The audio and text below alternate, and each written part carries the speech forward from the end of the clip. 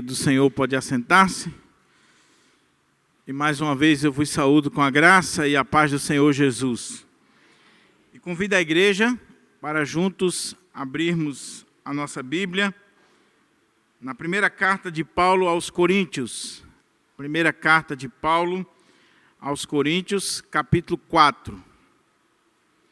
Nós estamos numa série de mensagens expositivas na carta de Paulo aos Coríntios. Estamos caminhando para a conclusão do primeiro bloco temático da carta, que corresponde aos capítulos 1, 2, 3 e 4, que trata das divisões na igreja. Estamos caminhando aí para encerrar esse primeiro bloco e entrarmos no segundo bloco temático da carta, que é o capítulo 5 e 6, que trata de disciplina eclesiástica. Então, palavra do Senhor, primeira carta de Paulo aos Coríntios, capítulo 4. Nós vamos ler do verso 6 até o verso 13. Pela manhã nós estivemos considerando do verso 1 ao 5. Então, vamos ler agora do verso 6 ao 13. Diz assim a palavra de Deus: Irmãos, apliquei essas verdades a mim e a Apolo por amor de vós, para que por nosso intermédio aprendais a não ir além do que está escrito, de maneira que nenhum de vós se encha de orgulho a favor de um contra o outro. Pois, quem é que te faz destacado em relação aos demais? E o que tens que não tenhas recebido? E se o recebestes, então, qual o motivo do teu orgulho, como se não o tiveras ganho? Já tendes tudo o que desejais, já estáis ricos, conseguistes vos tornar reis, e isso sem nós. Quisera muito eu que verdadeiramente reinasses, para que também nós reinássemos convosco. Porquanto, a mim me parece que Deus nos colocou a nós, os apóstolos, em último lugar, como condenados à morte, pois viemos a ser como um espetáculo para o mundo, tanto diante de anjos como dos seres humanos. Nós somos loucos por causa de Cristo, todavia vós sois os sábios em Cristo. Nós somos os fracos por causa de Cristo, mas vós sois fortes. Vós sois respeitados, contudo nós somos desprezados. Até hoje, estamos passando fome, sede e necessidade de roupas. Somos afrontados e esbofeteados e não temos morada certa. Nos afadigamos de trabalhar duramente com as próprias mãos. Quando somos ofendidos, abençoamos. Quando perseguidos, não revidamos. Quando caluniados, respondemos fraternalmente. Até esse momento, somos considerados a escória da humanidade, o lixo do mundo. Nós vamos orar ao Senhor e pedir ao Senhor que nos abra a porta à palavra e que esse texto possa encontrar guarida no nosso coração e que ele possa se tornar vida em nós e através de nós. Vamos orar. Pai querido, nós estamos diante da Tua palavra, que é viva, que é eficaz, que penetra no mais profundo do nosso ser. E eu quero te pedir, meu Pai, que o Teu Espírito Santo, que inspirou esta palavra, possa falar agora de uma forma toda especial ao nosso coração. Ajuda-nos, Senhor, nesta série da Carta aos Coríntios, a sermos quebrantados, a sermos impactados com a maravilha da Tua lei. É em Cristo Jesus que eu te oro e te agradeço, Senhor, por este momento, pedindo que as palavras dos meus lábios e o meditar do meu coração sejam agradáveis na Tua presença, ó Senhor, rocha minha e redentor meu. Amém. Mantenha a sua Bíblia aberta para que a gente possa considerar juntos o texto sagrado.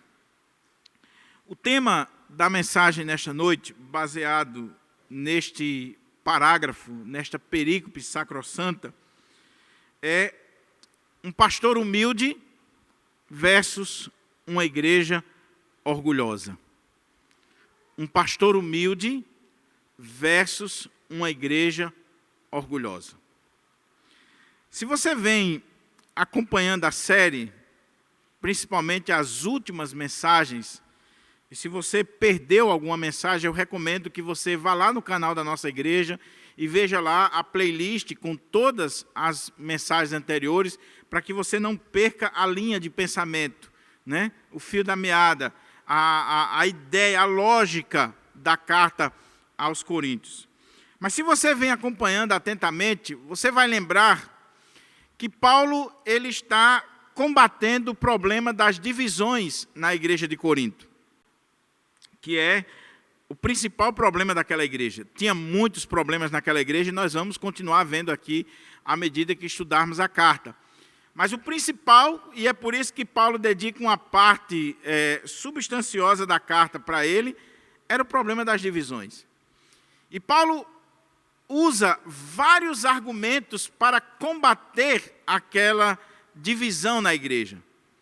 Só que quando chega no capítulo 3 e capítulo 4, Paulo vai mostrar para a igreja de Corinto que, dentre tantas causas que ele avaliava para as divisões, estava o fato de que aquela igreja não tinha uma compreensão correta do que seja o ministério pastoral, eles não sabiam o que era um pastor, e do que seja uma igreja. Eles não tinham uma visão correta a respeito da igreja de Deus. Eles nem tinham uma visão correta a respeito do pastorado e tampouco da igreja de Deus. Então, a partir do capítulo 3, verso 5, até o capítulo 4, verso 5, que nós vimos hoje pela manhã, Paulo vai usar imagens, metáforas, para descrever para a igreja o que é o pastor e o que é uma igreja. E ele usa imagens interessantes. Ele usa a imagem de uma lavoura, de um edifício, de um templo e, por último, que nós vimos hoje de manhã, a primeira parte do capítulo 4, de uma casa, um ambiente familiar. E o que é comum nesses ambientes é que existia os servos, aqueles que estavam servindo, seja na lavoura, seja na construção, seja no templo, seja na casa. Existia os servos. Existia na lavoura os diaconoi, existia os arquitetos no edifício, existia os oikonomos, os mordomos nas casas, e os sacerdotes, os pregadores no templo. E Paulo destaca que o pastor é um servo, diferente do que os coríntios estavam pensando, de que o pastorado ou o apostolado, ou os pregadores deveriam ser vistos como os grandes oradores, os grandes nomes da Grécia Antiga, os sofistas, aqueles retóricos lá do primeiro século. Ele diz que eles deveriam ser vistos como servos, servos de Deus a serviço da igreja, servos de Cristo Jesus. E depois ele trata que a igreja é esse templo, essa casa e essa lavoura que está sendo administrada. Mas por que Paulo escreveu o capítulo 4? Porque no capítulo 3 ele já poderia ter encerrado o assunto, já que ele termina exortando aquela igreja a entender devidamente o seu papel e o papel dos ministros. Mas ele trata no capítulo 4 especificamente do seu apostolado e da visão que a igreja tinha a respeito dele. Havia uma rejeição muito grande ao apóstolo Paulo na igreja de Corinto. E no capítulo 4 ele vai defender o seu apostolado.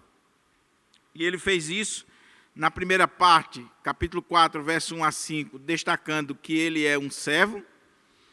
Na segunda parte, que é o que nós vamos ver agora, do verso 6 ao 13, ele vai tratar mais uma vez do que é um pastor, e ele vai mostrar esse pastor humilde, ele vai mostrar o que é essa igreja, que no contexto da igreja de Corinto estava sendo uma igreja orgulhosa, presunçosa.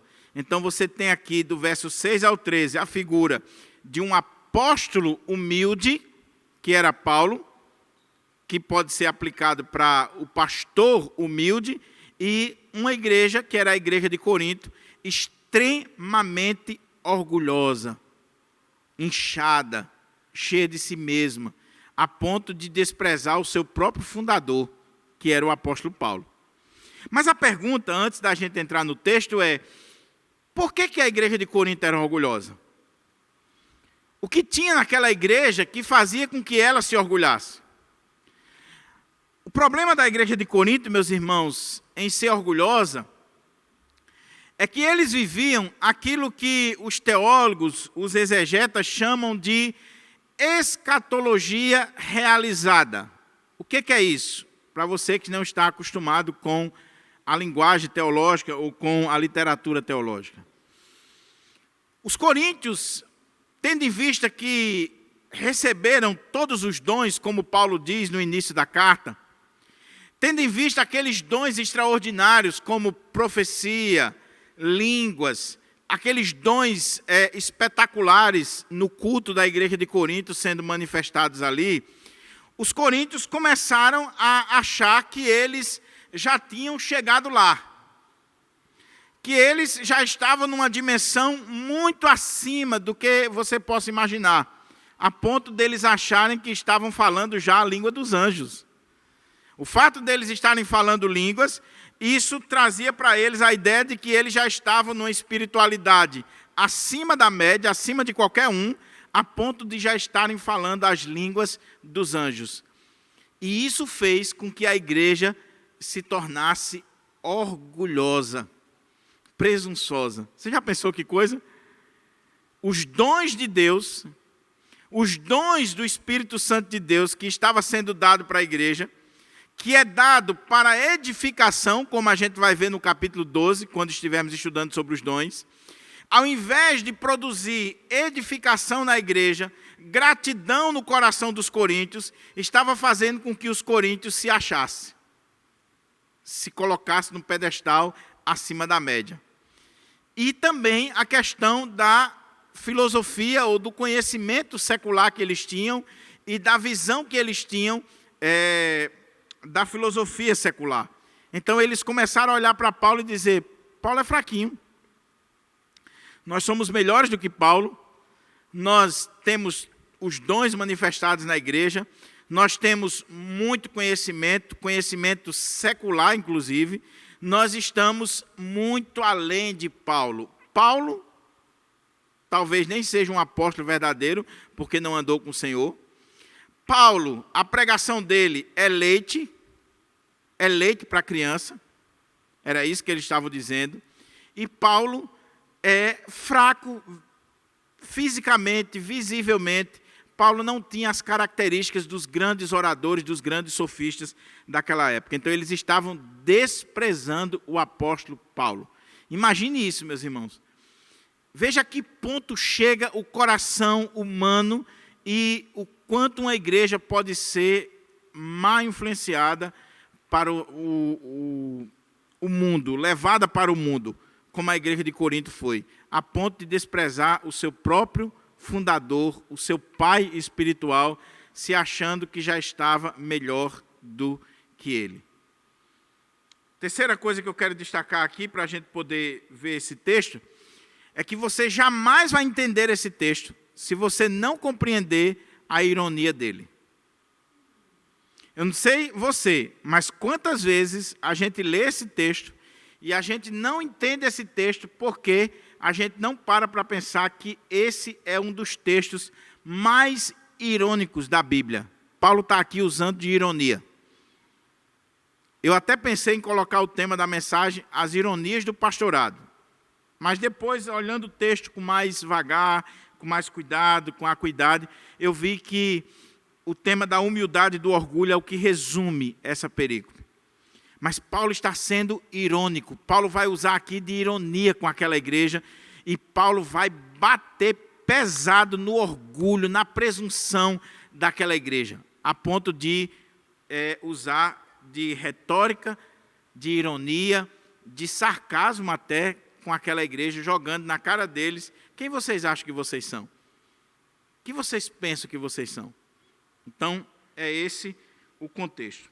Com isso em mente, vamos olhar para o texto e vamos começar a ler, explicar e aplicar o texto para a nossa vida. Paulo começa com o vocativo. E isso indica que ele está sendo amoroso, pastoral, mas significa dizer que vai vir uma burdoada aí. Quando você lê na carta aos Coríntios, ou nas cartas de Paulo, Paulo dizendo assim: irmãos e irmãs, meus amados irmãos e irmãs, usando o vocativo irmãos e irmãs, pode ter certeza, é uma pastoral que está vindo aí. Agora, é uma pastoral com amor. Ele não está exortando aquela igreja simplesmente por exortar. E por isso que ele começa dizendo assim: irmãos, que no texto grego esse vocativo pede irmãos e irmãs. Ou meus amados irmãos e irmãs. E é interessante isso aqui, porque revela o coração pastoral de Paulo, revela que Paulo considerava aquela igreja como uma igreja do Senhor Jesus, eram irmãos em Cristo, mas que estavam sinceramente errados, equivocados, e que precisavam ser repreendidos e chamados a atenção. Então ele diz: irmãos, apliquei estas verdades a mim e a Apolo por amor de vós.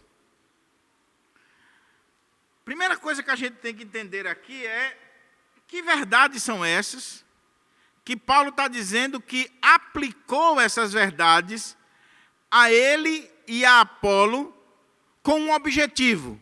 Qual era o objetivo? Por amor à igreja, para que por nosso intermédio aprendais a não ir além do que está escrito, de maneira que nenhum de vós se encha de orgulho a favor de um em detrimento do outro. Vamos entender isso aqui.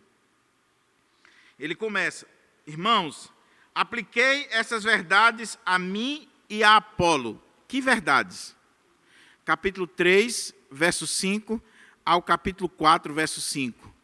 Quais são as verdades que estão aqui? A partir de pelo menos 3 metáforas, 3 imagens principais, Paulo está descrevendo para a igreja o que é um pastor e o que é a igreja. E aqui ele está dizendo que aplicou essas verdades, essas metáforas, essas imagens, essas analogias, a ele e a Apolo, por amor da igreja. Ou seja, quando ele está dizendo que o pastor é um servo na lavoura, um empregado na construção e um servo na casa, um mordomo na casa, ele estava dizendo que ele e Apolo são esses servos, humildes servos, mordomos, oikonomos na casa de Deus. Ele estava aplicando isso para ele e Apolo, que foram pastores ali. É interessante que ele não cita aqui Pedro mais, porque ele está falando dos 2 que foram pastores em Corinto e que talvez seja o principal ponto aqui da divisão, que era a igreja comparando Paulo e Apolo. E o texto vai deixar mais claro na frente. Não é que Paulo e Apolo tinham um problema entre eles, mas a igreja criou. É quase que natural criar. Tem 2 pastores, aí a igreja começa a ver quem prega mais, quem é mais inteligente, quem tem mais desenvoltura, e começa a fazer comparações. E na igreja de Corinto tinha um grupo dizendo: eu gosto de Apolo porque Apolo é eloquente, Apolo é profundo, Apolo tem uma pregação acima da média, e Paulo, não gosto de Paulo não, porque Paulo é fraco, Paulo não tem eloquência, Paulo é isso, é aquilo outro. Então, quando eles faziam isso, eles estavam tratando Paulo e Apolo como se fossem os sofistas, os oradores, os grandes mestres de filosofia da época. Aí Paulo diz: irmãos, quando eu falei dos servos na lavoura, dos empregados na construção e do mordomo na casa, eu estava aplicando isso aí a mim e a Apolo. Nós somos esses servos. Irmãos, apliquei essas verdades a mim e a Apolo, e isso por amor de vós. Por que por amor de vós? Primeiro, porque Paulo está lembrando a ele e a Apolo de quem eles são. Eles são servos. E não gente da prateleira de cima. Eles são, como a gente viu hoje pela manhã, os hiperetes, os remadores de galés. Os servos na estrutura mais baixa, os hiperetes. E segundo, por amor à igreja.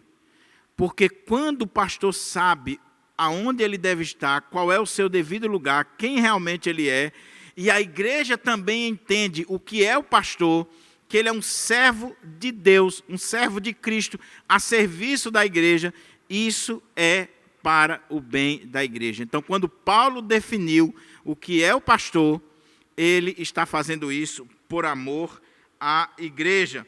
Para quê? Para que por nosso intermédio, ou seja, dele e de Apolo, mediante essa visão do que ele acabou de dizer do pastorado, para que por nosso intermédio aprendais a não ir além do que está escrito. E, meus irmãos, esse ponto aqui é extremamente interessante, porque essa frasezinha aqui, para que aprendais a não ir além do que está escrito, é motivo de tese, de doutorado, de mestrado, de livros escritos, para explicar o que Paulo está dizendo aqui. Porque Paulo usa aquela expressão que ele está acostumado a usar sobre um texto que ele está citando. Algo que está escrito. Mas ele não dá a dica aqui. Ele não diz qual é o versículo que ele está citando, qual é a passagem que ele está citando. Ele simplesmente diz que aplicou essas verdades a ele e a Apolo, para que, por intermédio deles, uma vez que eles estão aplicando essas verdades do pastorado à vida deles, a igreja aprenda a não ir além do que está escrito. A pergunta é, o que isso quer dizer?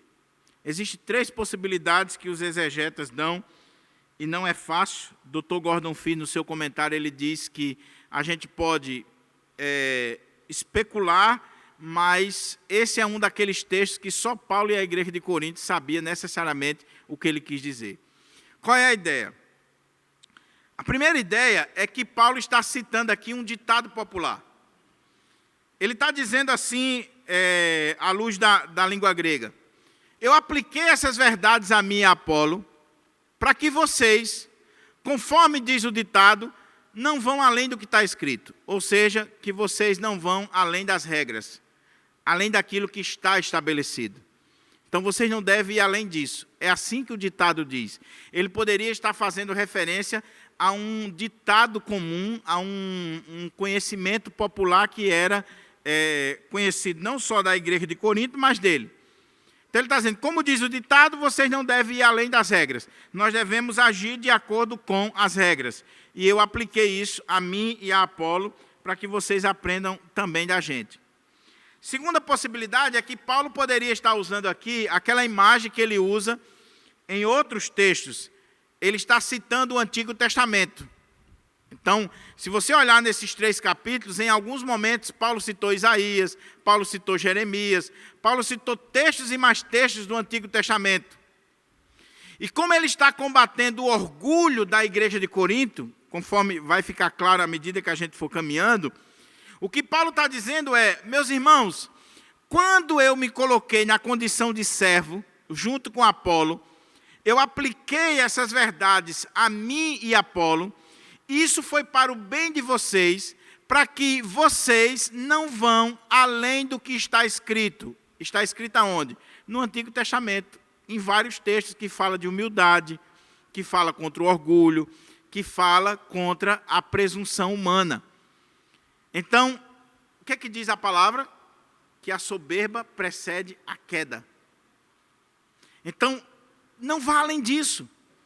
Observam o Antigo Testamento e vejam que vocês precisam olhar para si mesmos como servos, assim como eu apliquei a minha vida e a vida de Apolo, essas imagens, vocês devem aplicar a vida de vocês e não ir além do que está escrito na palavra de Deus no Antigo Testamento. É a outra possibilidade. A terceira possibilidade, que encaixa com essa do Antigo Testamento, mas que faz mais jus ao contexto, é que Paulo está falando aqui dos 3 capítulos anteriores. Que ele está falando aqui do que ele acabou de dizer na carta. Das exortações que ele acabou de dar àquela igreja. Então ele está dizendo, meus irmãos, eu acabei de falar para vocês tudo isso aqui, combatendo as divisões. E eu estou aplicando essas verdades a mim e a Apolo para o bem de vocês, para que vocês não vão além do que eu acabei de escrever, do que está escrito. É a terceira possibilidade, eu acho que é a correta. Mas, como eu disse, eu concordo também com o Dr. Gordon Fee, quando ele disse que a gente precisa tomar uma linha, mas só Deus sabe realmente o que Paulo queria dizer aqui. A gente pode imaginar o que ele estava querendo dizer.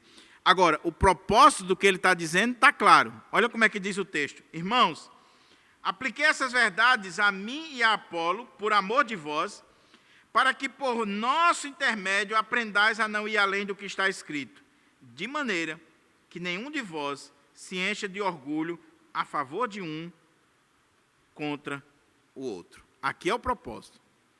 Qual é o propósito do que está escrito e de tudo aquilo que Paulo acabou de dizer?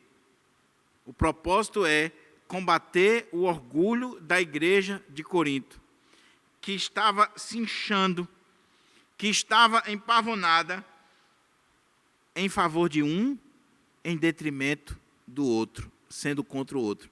E a grande maioria dos estudiosos dizem que aqui ele está fazendo referência a ele e a Apolo. Porque ele falou dele e Apolo, eu apliquei essas verdades a mim e a Apolo, e agora ele está dizendo que a igreja de Corinto, ela estava cheia de orgulho. A expressão aqui para orgulho, a igreja estava inchada. Aquela igreja estava como um balão, inchada. E como diz o texto, ela estava a favor de um, em detrimento do outro. Esse um aqui seria Apolo, e o outro seria Paulo.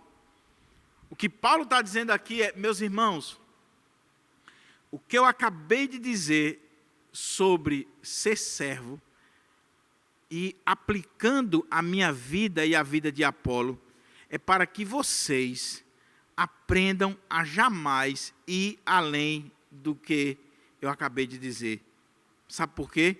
Porque vocês estão cheios de orgulho, vocês estão inchados, vocês estão cheios de presunção, e vocês estão dando ênfase a um, ou seja, a Apolo, em detrimento do outro. Já pensou que coisa?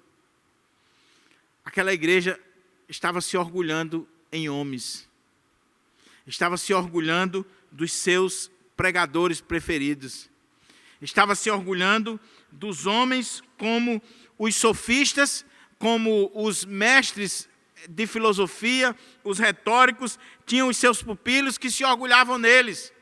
Ah, eu sou da escola de Platão, eu sou da escola de Aristóteles, eu sou isso, sou aquilo. Aí outro dizia, eu sou seguidor do filósofo tal, do sofista tal. E se orgulhava. Ah, eu sou ovelha do pastor fulano. Ah, eu sou ovelha do pastor cicrano. Eu sou ovelha do doutor fulano de tal. Não sou ovelha do reverendo Mané, não. Nem Sebastião, não. Eu sou ovelha do reverendo, aí coloca o nome lá em cima.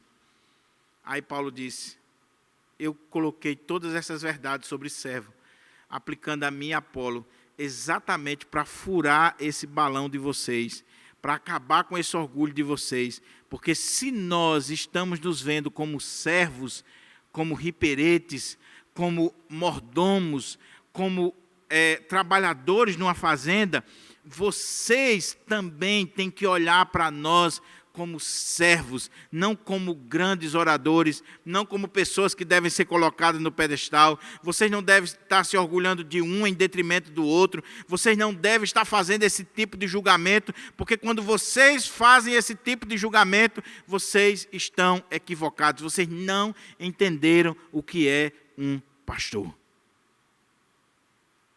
Meus irmãos, isso aqui é muito sério.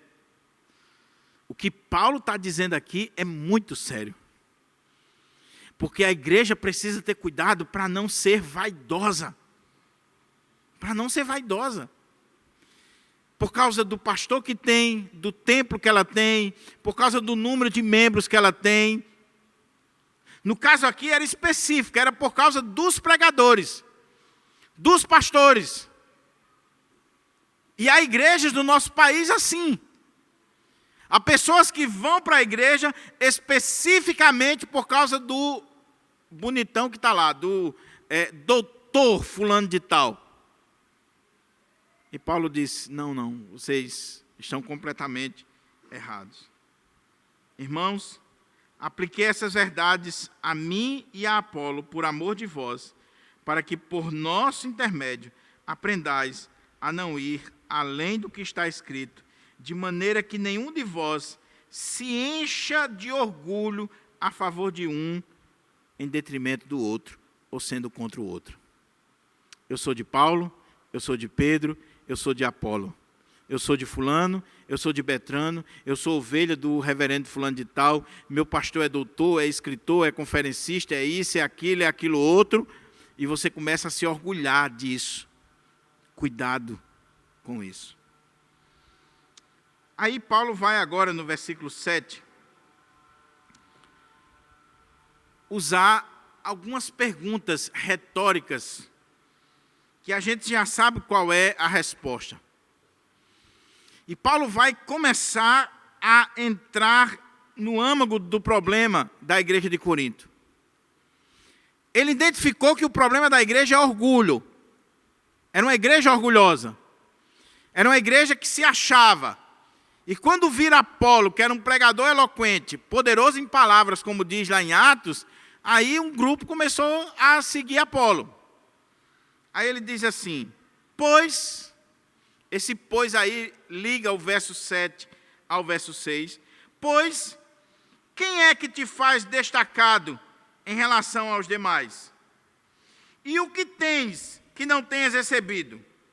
E se o recebeste, então, qual o motivo do teu orgulho, como se não o tiveras ganho? Opa! Paulo agora está sendo cirúrgico com aquela igreja. Paulo está dizendo, igreja de Corinto, espera aí, só um minuto. Vocês estão se orgulhando de um em detrimento do outro. Vocês estão olhando para um pastor e dizendo, esse aqui é o cara, e eu vou seguir ele. E vocês estão olhando para o outro e dizendo, esse aqui não é ninguém. E vocês estão orgulhosos disso. Aí Paulo diz, mas espera um pouquinho. Quem é que te faz destacado em relação aos demais? Eu pergunto para vocês, igreja de Corinto, quando alguém se destaca, quando alguém consegue ter um ministério frutífero, quando alguém consegue ter um ministério relevante, um alcance maior, quem é que faz essa pessoa destacada? Quem é que exalta? Quem é que eleva? Quem é que dá destaque para esse homem? Igreja de Corinto, se vocês têm Paulo, têm Apolo, se vocês são uma igreja grande, quem foi que fez isso com vocês? Depende do homem. É por causa da sabedoria, do intelecto do homem? Pois, quem é que te faz destacado em relação aos demais?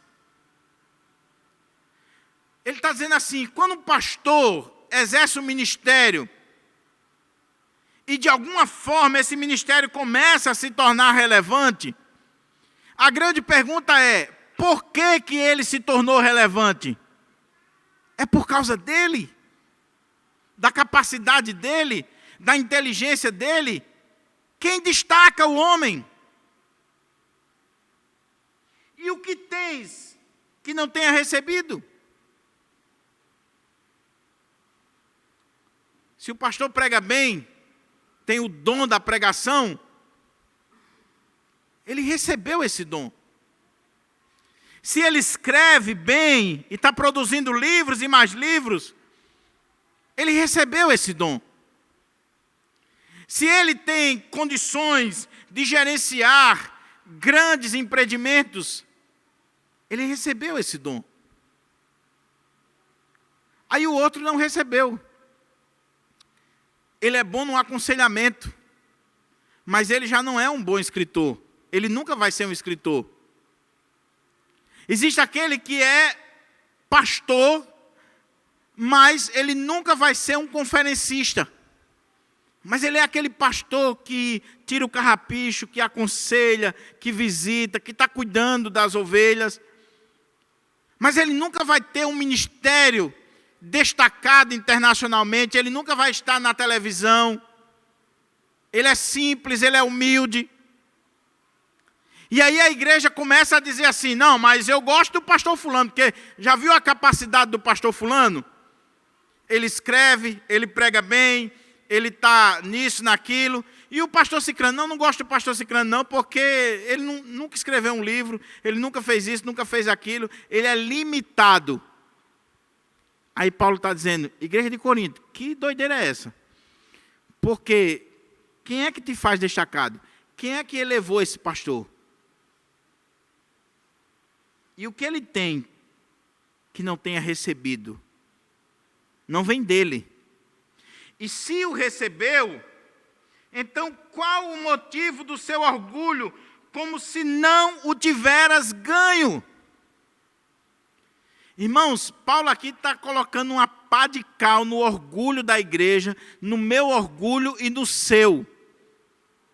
O que Paulo está dizendo é, se você se orgulha de alguma coisa, você não entendeu que tudo que você é, que tudo que você tem, que tudo que você faz é graça de Deus, é misericórdia de Deus, é Deus destacando você, é Deus lhe dando dons, é Deus abrindo portas para você, Deus usando pessoas para lhe exaltar. Então, qual o motivo de orgulho? Nenhum. Nenhum.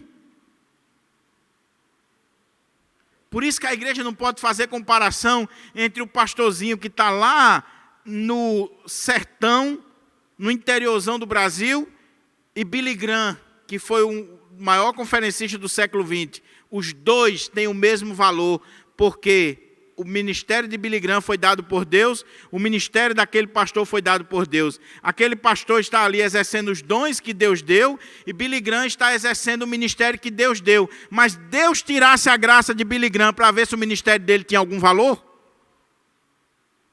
Então, quando a igreja diz assim, eu gosto de Billy Graham, estou usando o exemplo de Billy Graham aqui. Eu gosto de Billy Graham, por quê? Porque Billy Graham pregou em cento e tantos países, tinha um conhecimento e tal, e tal, e tal. E do pastor fulano? Não, o pastor fulano não, porque ele não tem os mesmos talentos, a mesma capacidade de Billy Graham. Quem foi que deu esses talentos e essa capacidade a Billy Graham? Quem foi que deu? Então Paulo está colocando uma pá de cal no orgulho daquela igreja, dizendo assim, o que nós temos, o que nós somos, tudo aquilo que nós fazemos, pura graça e misericórdia do Senhor. Ele é quem nos torna destacado, Ele é quem nos dá os dons, Ele é quem abençoa o nosso ministério, é Ele e não nós. Então, baixa a bola, meu irmão. Baixa a bola. Se coloque no seu lugar. Paulo está colocando a igreja e a si mesmo no seu devido lugar.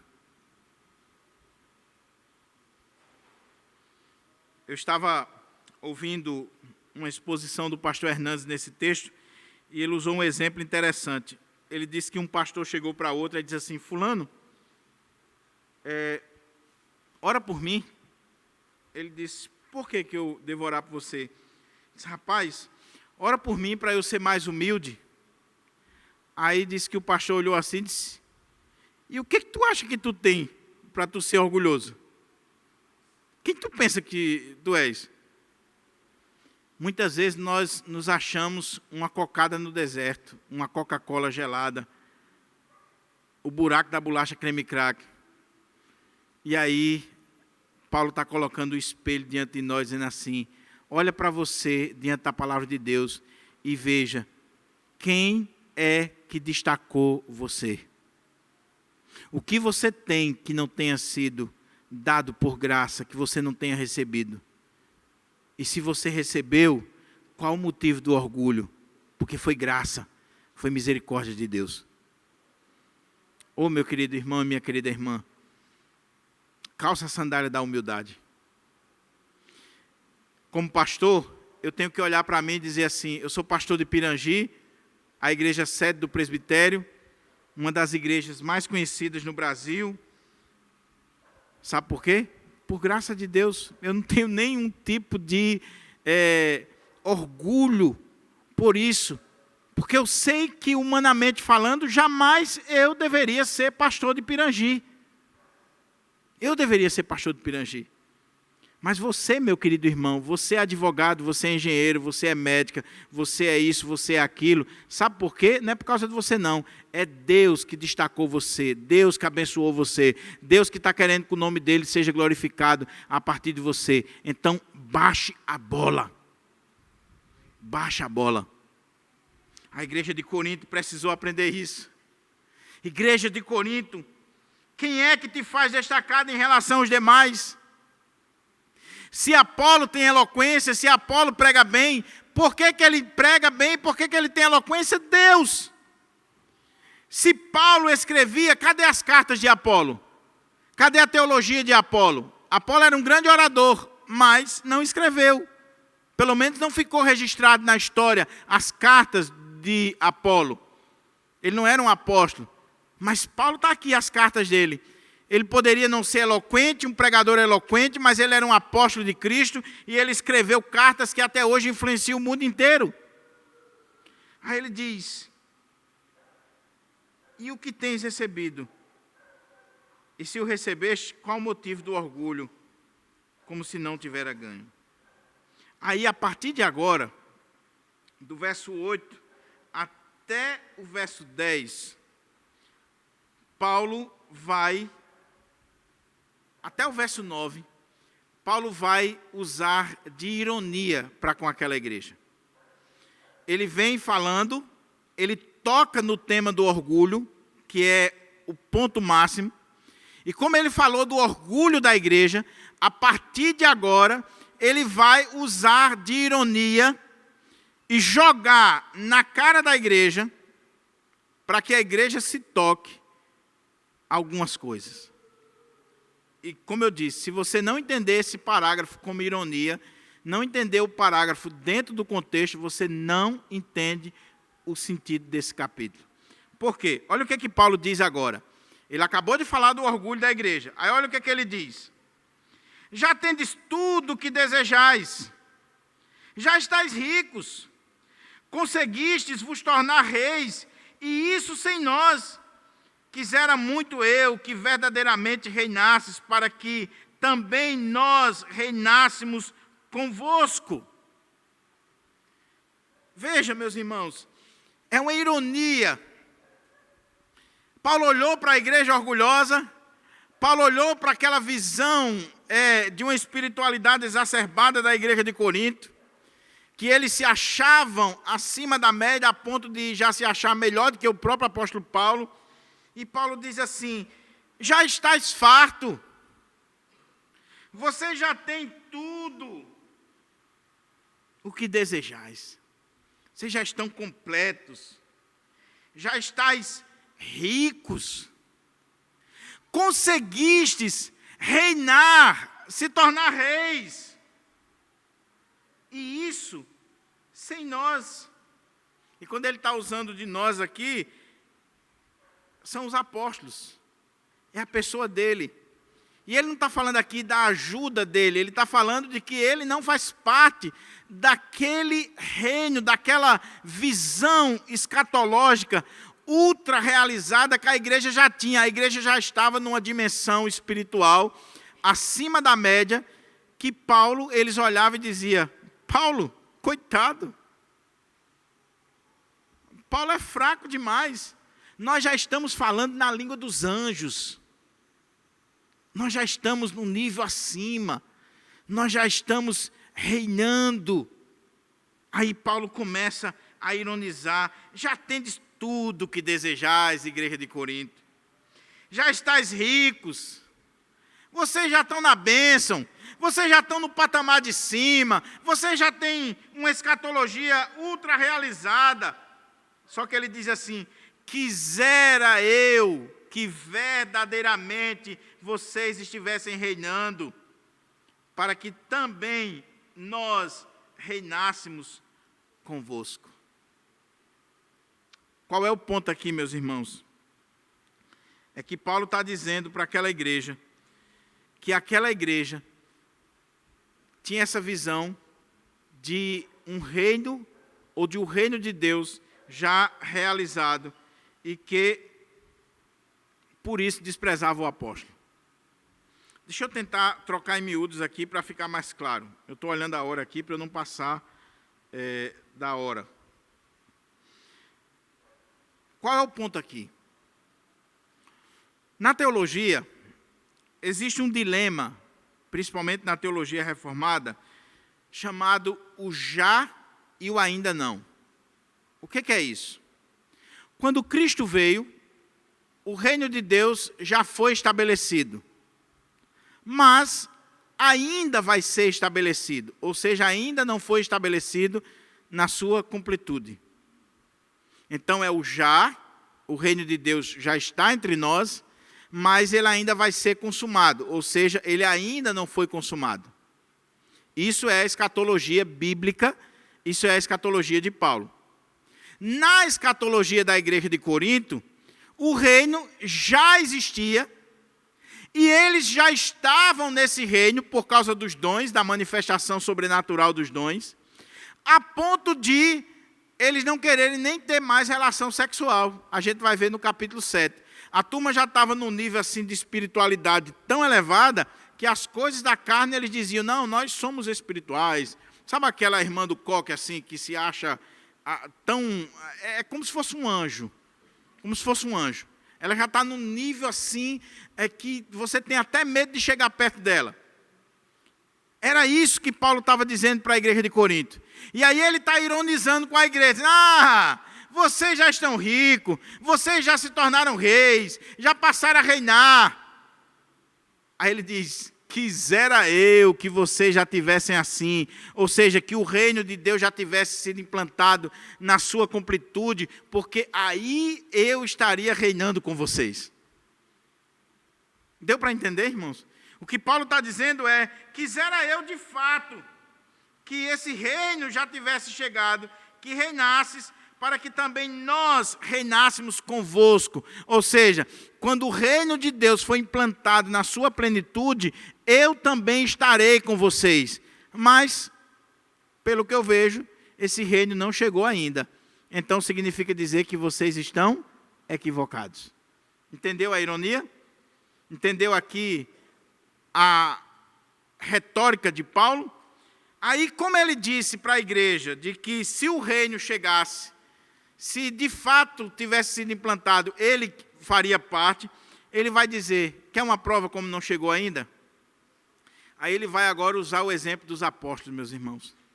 E por favor, preste atenção nisso aqui, e eu estou caminhando para a conclusão, mas agora Paulo vai abrir o coração para aquela igreja, orgulhosa, presunçosa, e ele vai mostrar um pastor humilde, simples, e que entende de fato o que é o pastorado, qual a sua função e por que ele existe, que é para a glória de Deus. Ele diz assim: porquanto, ou seja, esse reino não chegou ainda, porque se tivesse reinado, se o reino tivesse chegado, eu estava reinando com vocês, mas como ele não chegou, porquanto a mim parece que Deus nos colocou a nós, os apóstolos, em último lugar, como condenados à morte, pois viemos a ser como um espetáculo para o mundo, tanto diante de anjos como dos seres humanos.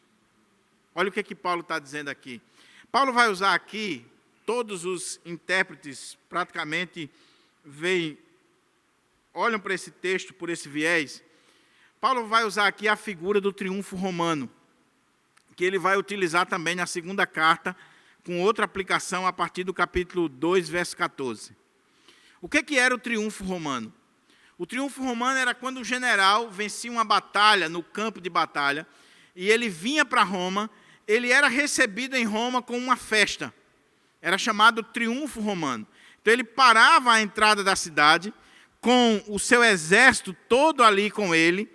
Existiam os arcos ali do triunfo romano, e à frente estava o general, aqui tinha o seu exército vitorioso, e atrás do exército vitorioso vinha os prisioneiros de guerra.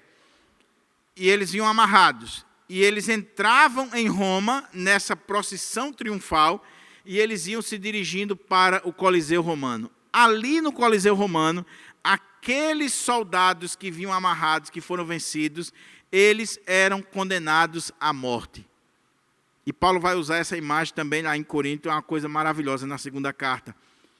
O que Paulo está dizendo aqui é, a mim me parece que Deus nos colocou, os apóstolos, nós os apóstolos, como um espetáculo para o mundo, como esses escravos que são condenados à morte e que estão ali no Coliseu, servindo de graça para todas as pessoas.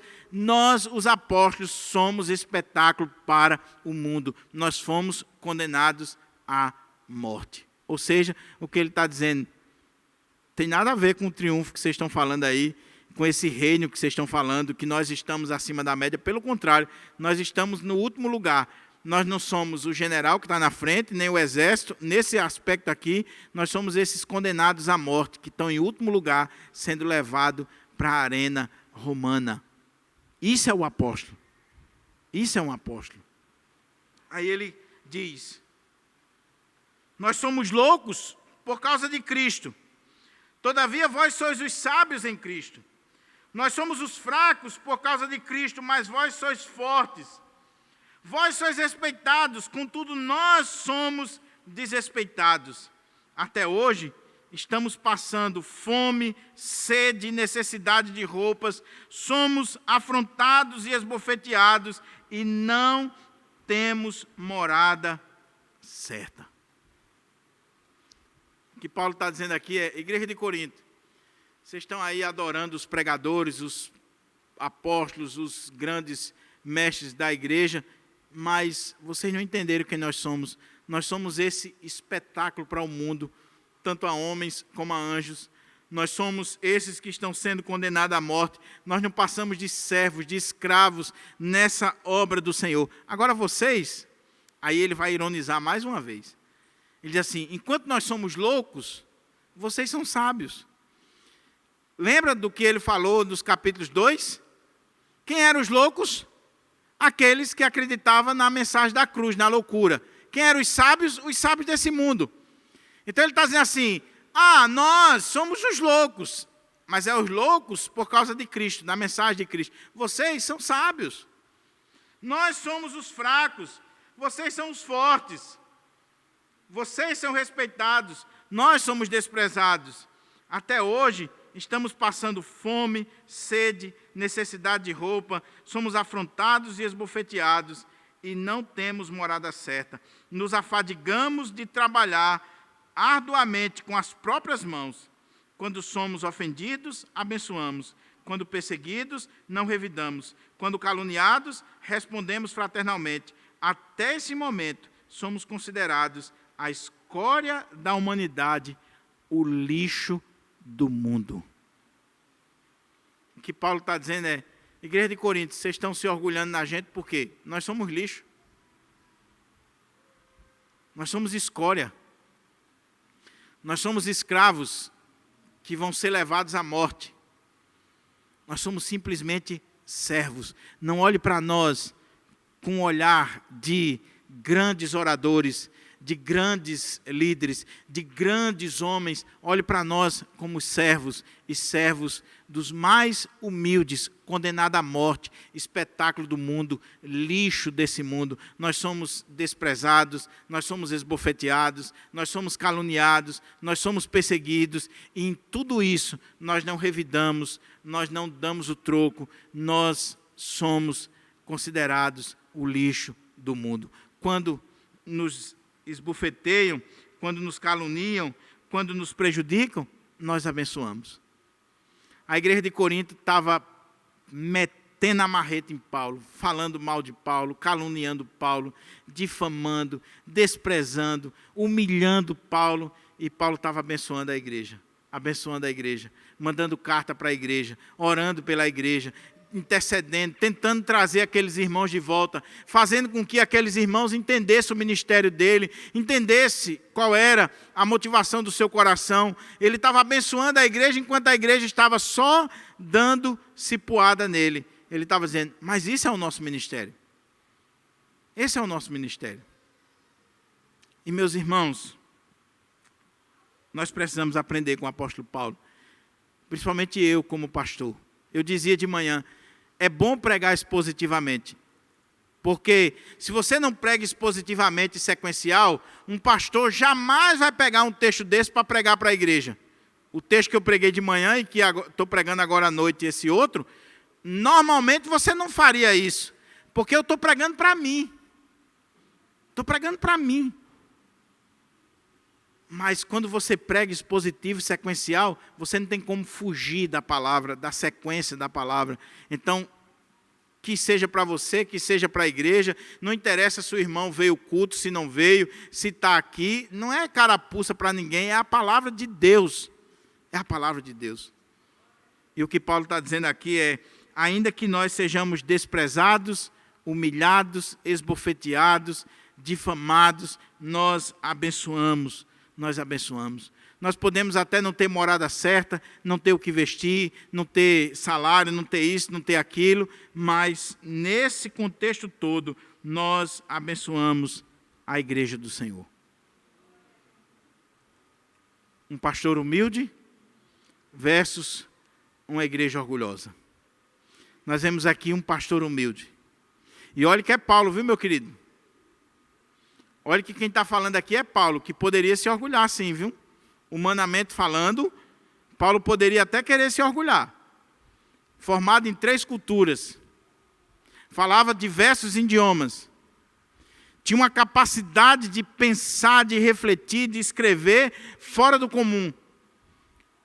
Os estudiosos da vida de Paulo dizem que Paulo seria conhecido mesmo que não tivesse sido apóstolo e não tivesse escrito as cartas do Novo Testamento. Mas esse homem com essa capacidade fora do comum, ele entende que ele é tudo aquilo por graça e misericórdia de Deus. O que ele tem que não lhe foi dado? E o destaque que ele teve na vida, quem foi que deu esse destaque? Foi Deus, foi o Senhor. Eu concluo essa mensagem com apenas algumas aplicações para a minha vida e para a sua vida. Primeira aplicação. Meu querido irmão, minha querida irmã, você está diante do espelho da palavra de Deus. A pergunta é, você já se avaliou hoje? Você está se avaliando à medida que a palavra de Deus está sendo pregada? Eu não estou perguntando se você está avaliando o pregador ou o português do pregador. Estou perguntando se você que está diante do espelho da palavra, você está avaliando a sua vida. E a pergunta é, você é orgulhoso? Você é orgulhosa? Você se acha alguma coisa? Meu irmão, não adianta você se colocar diante do espelho de manhã, porque você sabe que quem se levanta arrumadinho e bonitinho é só artista de novela, né?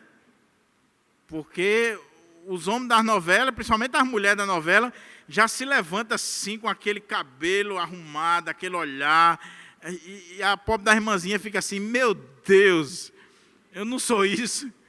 Já se levanta assim, é um negócio fora do comum, né? Mas uma pessoa normal, quando se levanta, meu irmão, que olha no espelho assim, misericórdia. Mas o espelho mostrou como você está.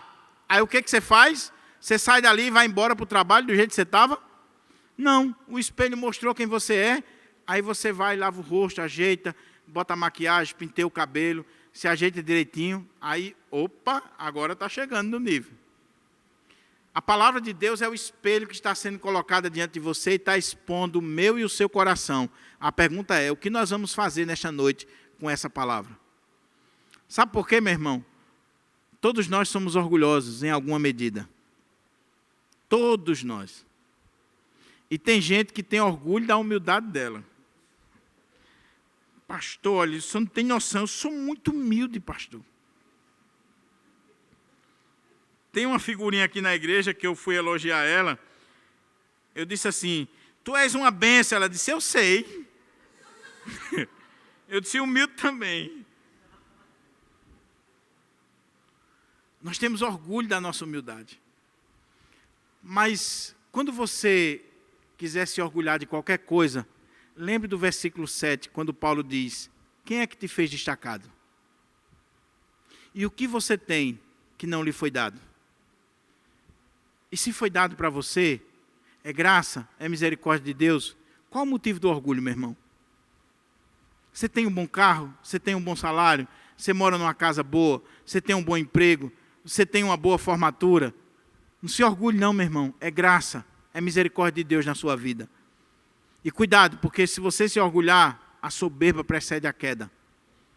Então não se orgulhe, é graça de Deus. Deus está abençoando você, Deus está abrindo as janelas do céu sobre você. Então cuidado com o seu orgulho, você não merece nada disso.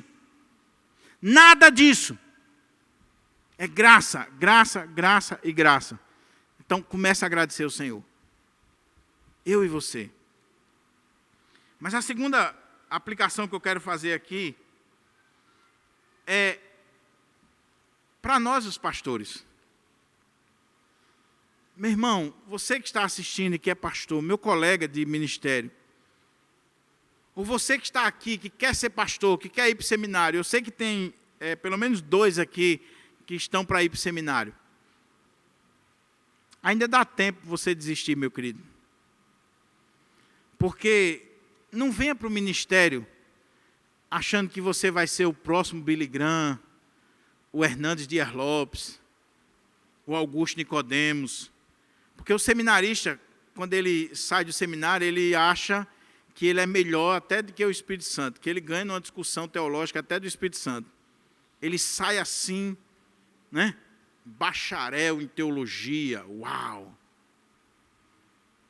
Aí diz assim, eu vou ser pastor, e quando eu chegar na igreja, eu vou fazer assim, vou fazer assado, eu vou pregar assim, e a igreja vai crescer, e eu vou ter milhares de seguidores, e eu vou ser isso, vou ser aquilo outro.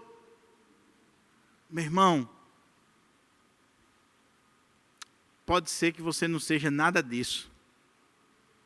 Pode ser que Papai do Céu lhe chame para uma igrejinha simples, humilde, lá no sertão, e você tem que ser fiel ao Senhor, porque o que se requer dos despenseiros é que ele seja fiel. E a notícia de Paulo aqui para mim e você é, o ministério pastoral, meu querido, não é tapete aveludado, não.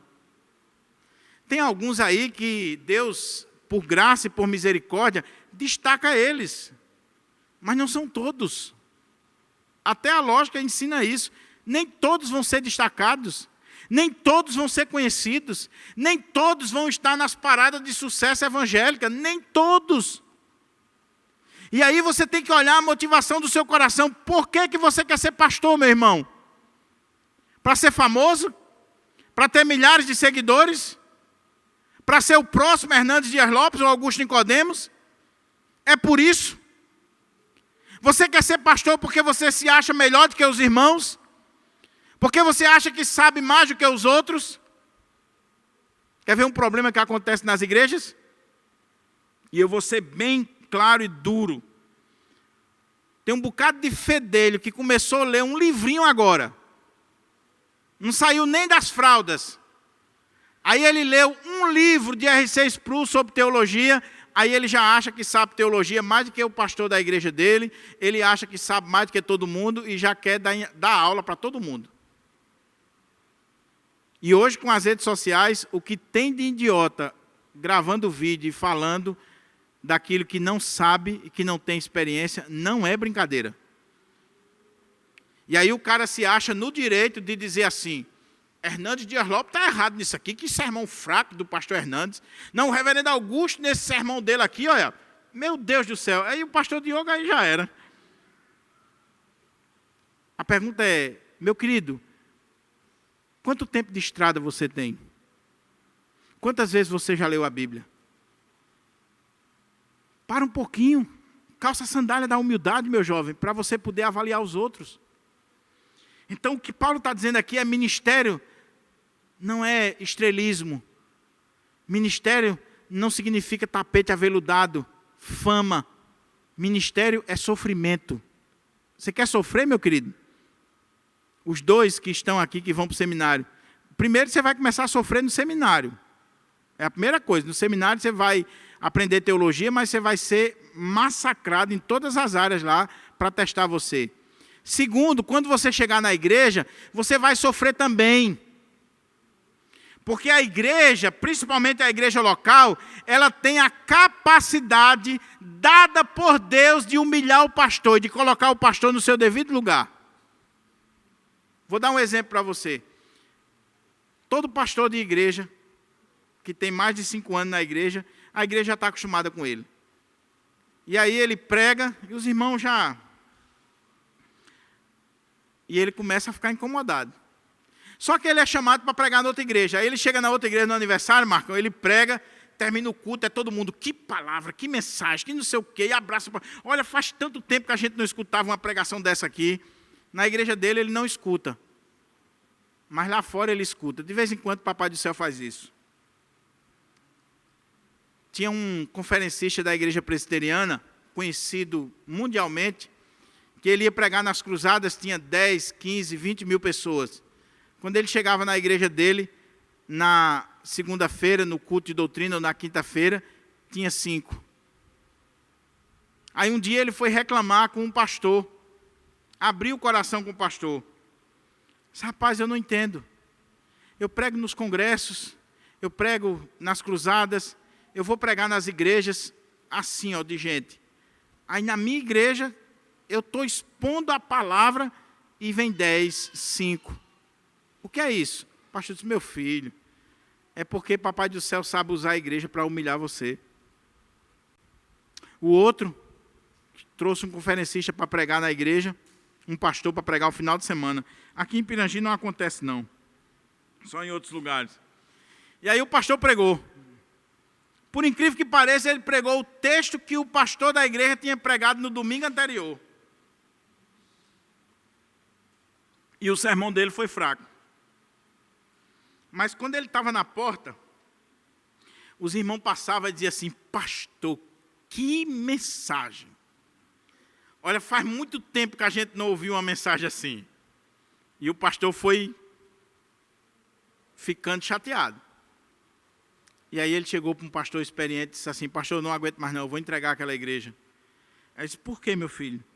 Porque, olha, domingo, olha, eu tenho certeza, pastor, que eu tinha estudado o texto, eu preguei melhor, homileticamente, as ilustrações, tudo certinho. Aí, quando foi no outro domingo, veio fulano de tal, pregou um sermão, não foi essas coisas todas, mas o povo todo elogiando e ninguém diz nada comigo. Aí o pastor disse, meu filho, dê graças a Deus. Sabe o que é isso? É porque você estava com um balão tão inchado que os crentes da sua igreja, os irmãos, tem uns espinhozinhos assim que o Papai do Céu dá de vez em quando, e eles vão passando e cada um dá uma espetadazinha. Para você ser humilde. Ser humilde. Mas a última aplicação para a gente tomar a ceia do Senhor que eu quero fazer. Meu querido irmão, minha querida irmã. Qual deve ser a relação correta entre pastor e igreja e pastor? Pastor tem que ser humilde. Tem que olhar para si como um servo de Deus a serviço da igreja. E a igreja, ela tem que ser humilde. e olhar para os seus pastores e fazer a avaliação certa e olhar para eles e não exigir deles, como a gente viu em todo esse contexto, que eles sejam grandes oradores, grandes nomes, grandes figuras, mas que eles sejam fiéis. E se ele é assim, que a igreja agradeça a Deus pela vida dos seus pastores. Que a igreja deixe de ser orgulhosa.